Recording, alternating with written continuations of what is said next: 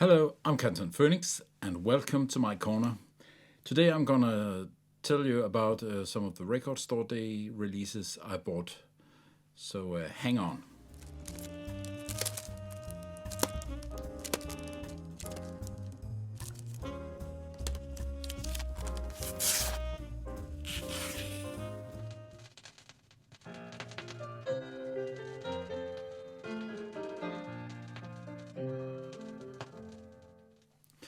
This year, in 2022, Record Store Day coincided with the birthday of one of my sons.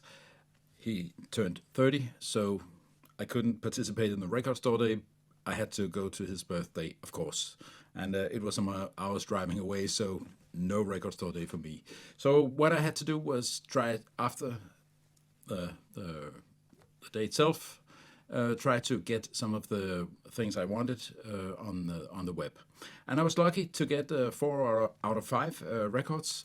The Arpeggia meets the rhythm sections I missed out on, unfortunately, but I got 4 others, and I'd like to tell you a little bit about them. So here we go. The first one I'd like to show you is this one, Mingus, the Lost album from the Ronnie Scotts. This is a triple album.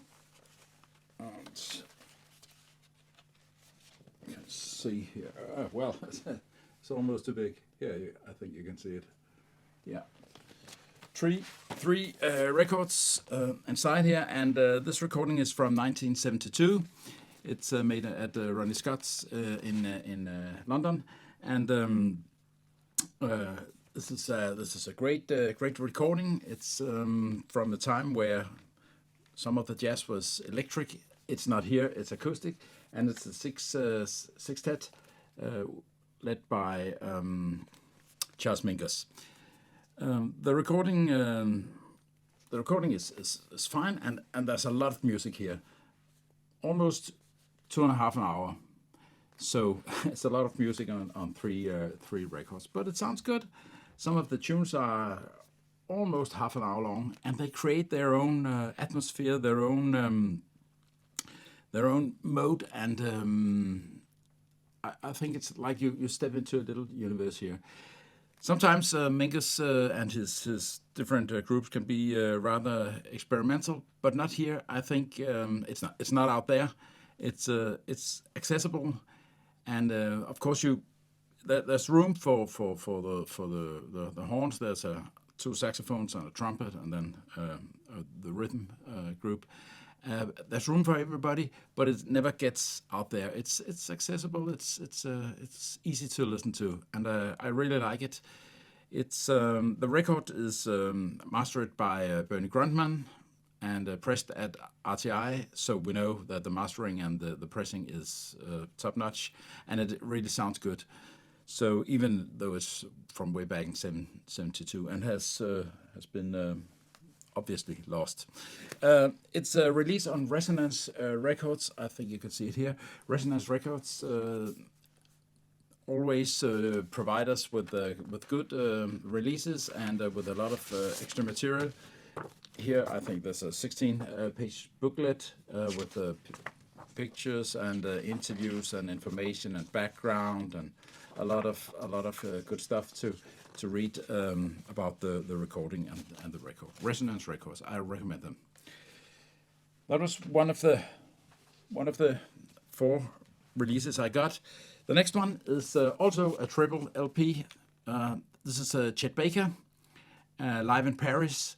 The trumpeter Chet Baker here, and this one is also a triple disc set, triple album. Here we see, yeah, I think it's only mainly text there. I think you can see it. And this recording is made in two different places at 2 different times in 1983 and 84, and not so many years before Chet Baker died. At this time he was 54, 55 years old, and I think you can see that he's been living a rather tough life. Many of the the photos here. There's a booklet here as well. Many of the photos here show us that he looks like he has had a tough life, and he had drugs and other things happened to him. But he's in fine form here. His playing is like always. It's like he plays very, I don't know how to explain it, very long tones. So it gives a soft mood, almost fragile, I would say. Both his trumpet playing and his singing. He sings as well and did it almost all his career. And I think maybe to save his embouchure, which was damaged during to some accident which happened to him. So it's a mix of trumpet playing and singing with the piano and a bass as accompaniment. I saw Chet Baker around this time and in Paris as well, not to one of these two concerts, but in New Morning, the jazz club in Paris. And we were sitting rather close to him, and we got this impression, as I remember it very clearly. He was so fragile. He came in, he sat down, played the first tune, stood up and left the stage. And I was sure, I remember thinking, oh, he won't come back. He can't make it. But he came back and he performed the entire concert. It was superb, but this fragility you could feel it all the time. He was very fragile in his last years. He died in '88, so this record was not made so long before he left us. Again, there's a booklet here, and with it's almost the same, the interviews and images. This recording is made by Elemental Records, which is somehow connected to Resonance Records. I'm not sure exactly how, but you get the same feeling, the same type of release. This one is mastered by Kevin Gray. He must be very busy. He's mastering a lot of records these years. So the mastering is fine. The pressing is made by Memphis Record Pressing, and it's not the most silent pressing I've heard. It's a little bit dirty as well. There's some clicks and a few clicks and pops. It's not too much. I can live with it, but it's not as good as pressing as the Mingus one I just showed you from RTI. But a great record. Maybe not it's not the best Chet Baker record, and maybe not the first one you should get. Try starting with some of his 50s recordings, but this one I can easily recommend it. Nice thing. And then the two last ones I've got here, and they look very much the same. It's Bill Evans. The one here is the 1973 concert in Buenos Aires, in Argentina, Morning Glory. And this is a 2 LP set with, again, a lot of good pictures. It's Resonance Records. It's mastered by Bernie Grundman. It's pressed at RTI, so everything is top-notch sound-wise on this one. There's a little tapias on this one, and not too much. I can easily live with it.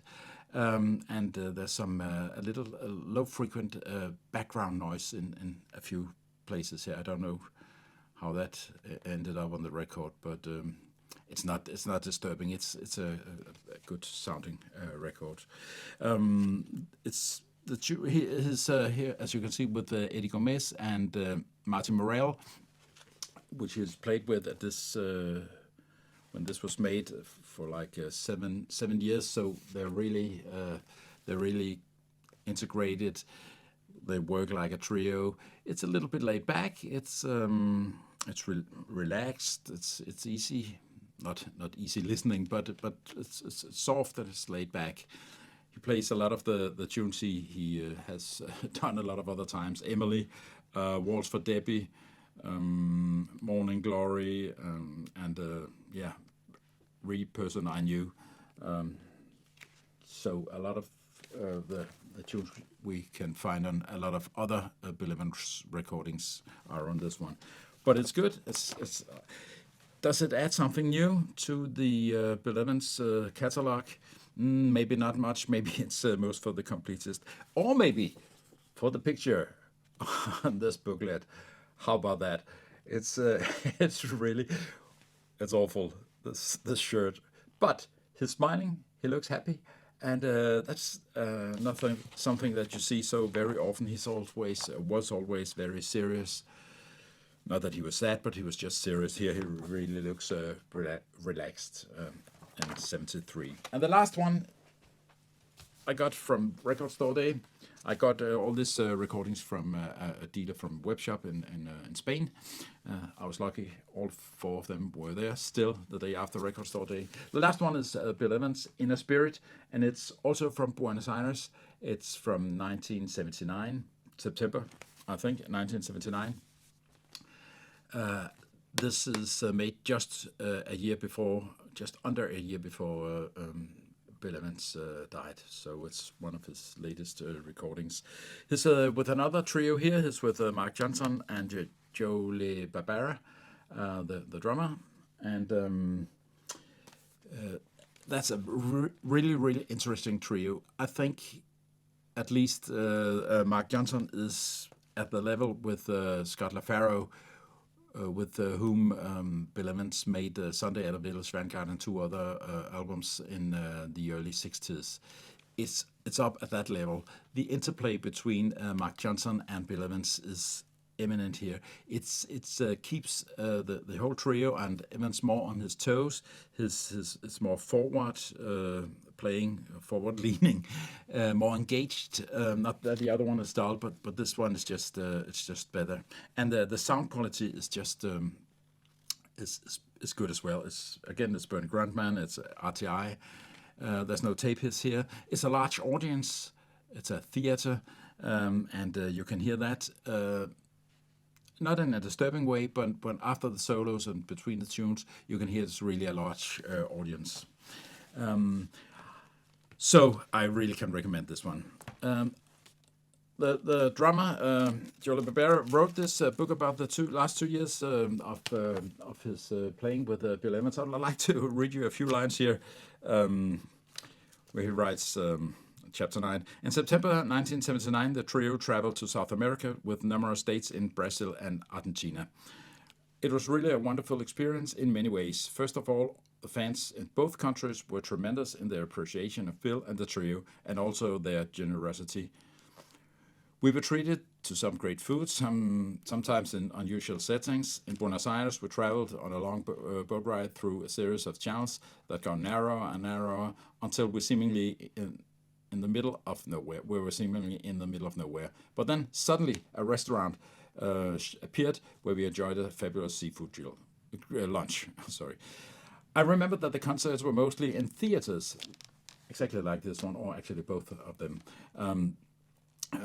Because many fans showed up with their cassette players, and Helen, that was the Bill Evans' manager, Helen marched up and down in front of the stage every night, removing them, so they couldn't have any recordings, except for this one, which is the best one of the 4 I've got. I really can recommend it. I think it's still available on the secondary market. It's a limited edition to 6,500. Mine is 4,488. So it's limited, but it's not strictly limited here. Did I show you the booklet? It's more or less the same concept. And again, we see Bill Evans in good spirits here.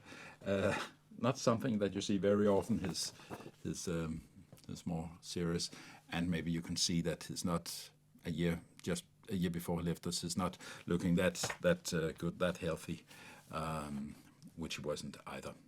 But great music, great recording. I recommend it. Thank you.